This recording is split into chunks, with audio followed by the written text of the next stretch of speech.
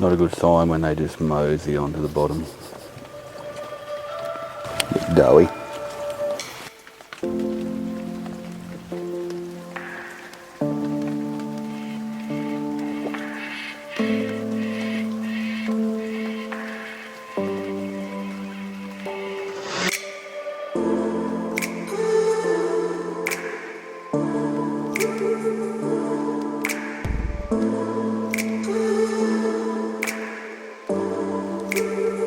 Crunch, he's on it. Yes!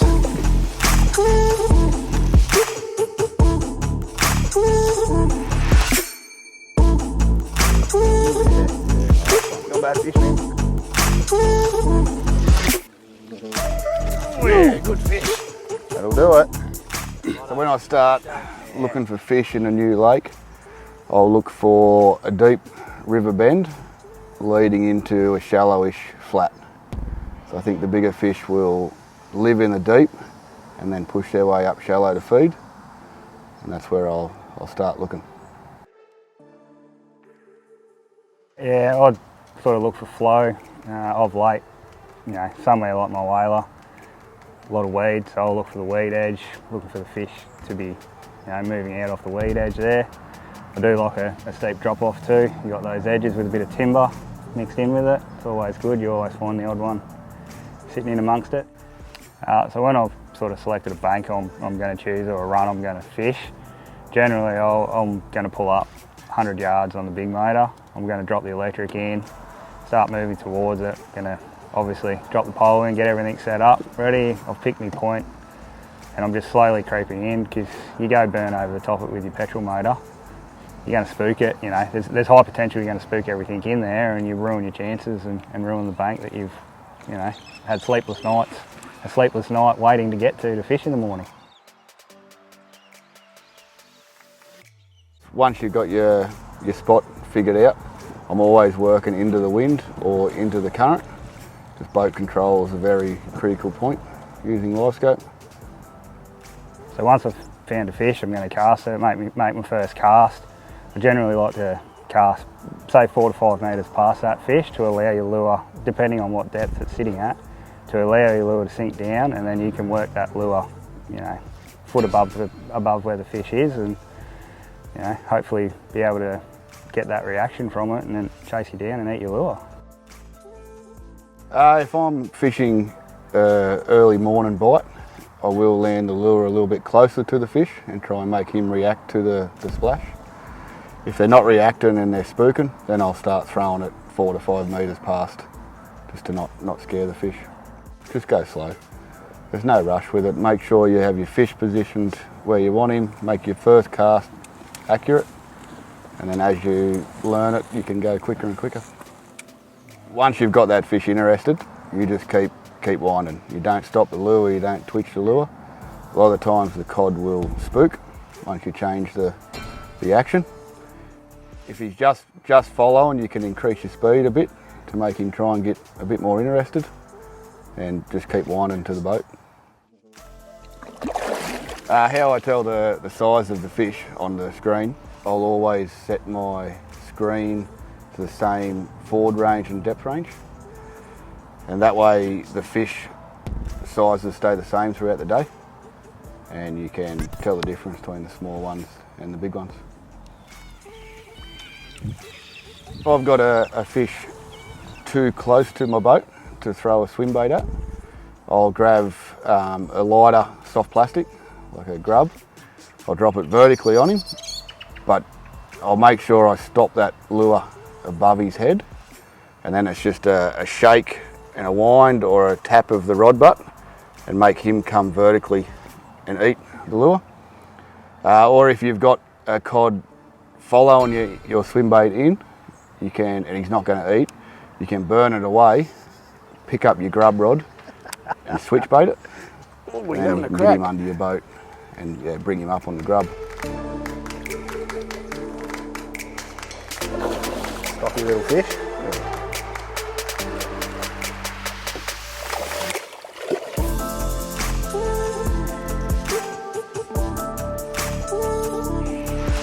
So once I've found a fish on the screen, I will try and do an underarm cast to reduce the splash. If your lure lands like a rock, makes a big splash, I've had fish up to 6-7 metres down spook from it and take off. So you want to, if that's continually happening, you want to make sure you get your lure a good 5 metres behind and then bring it back to the fish.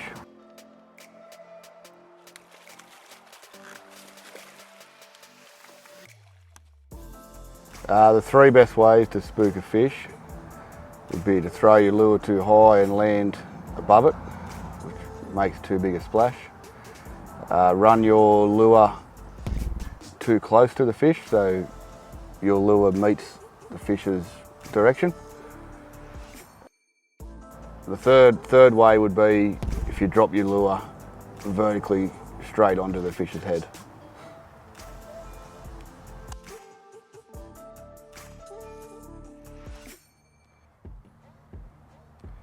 I know a fish is not going to bite by their reaction if a lure's tracking towards it and he puts his head down and swims straight to the bottom. I'll just leave him alone and go and find another one. Yeah, I sort of, when I'm casting and I've put 5 perfect casts over a fish and he's just sitting there and is just absolutely no interest with any lure I've put over him, or he'll literally just sink to the bottom and just sit there, move on, find another one, because you could cast 100 times at him and he'll still do the same thing, just sit there and not even react. So if I make a accurate cast, I'll judge how much time I've got for that lure to sink, and I can speed it up by pulling line off my spool, or I'll engage it and make it a tight sink to slow it down if I need to slow that fall.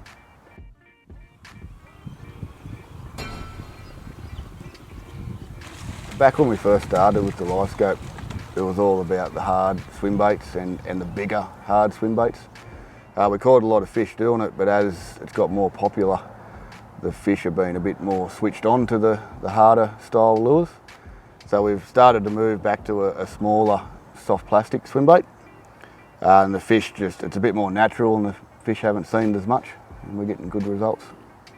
Yeah, so I've sort of gone away from your more traditional hard swim baits and moving more to soft plastics and your smaller Chat X, like so. More so, I've had fish just reacting a whole lot more aggression like when that lure's hitting the water. So it's just something about the splash from the soft plastic. It's just getting the reaction, and they're burning from 4 metres away to come and eat it. And then other times I've been able to just drop it straight down to them, feed it as we're feeding line out, drop it down on their head, they just open up their mouth and eating it straight away. It's just obviously feels a little bit more natural to them than the hard baits. The ideal scenario would be 1.20 metre, about 15 metres away from your boat, swimming away from you, in about 4 to 5 metres of water. You land your lure a little bit past him, it comes down just in front of him, you click it into gear and bring it over his nose, and he'll turn up and chase and eat. Yeah! Nice work, mate. Perfect presentation for me is, let's say 5 metres of water, fish is sitting up at about 3, swimming away from me, 10 to 12 metres from me. I'm going to land the lure, say 3 metres, 4 metres past him. My lure's just gliding down towards him, just above his head, so even 500 to a metre above his head, he just turns up and creams it.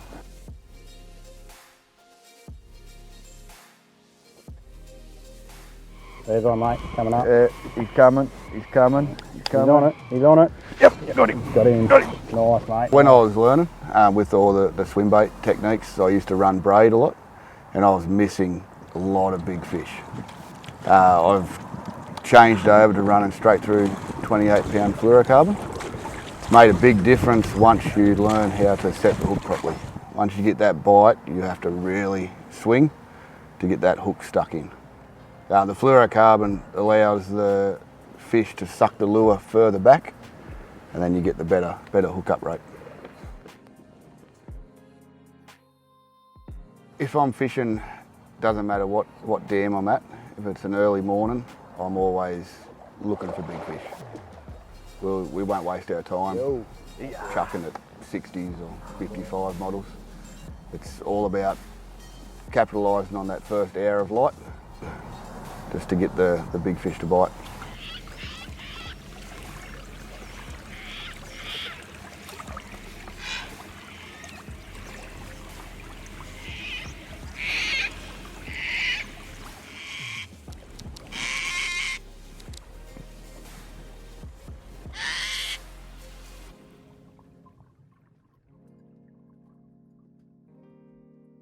Very nice, that was.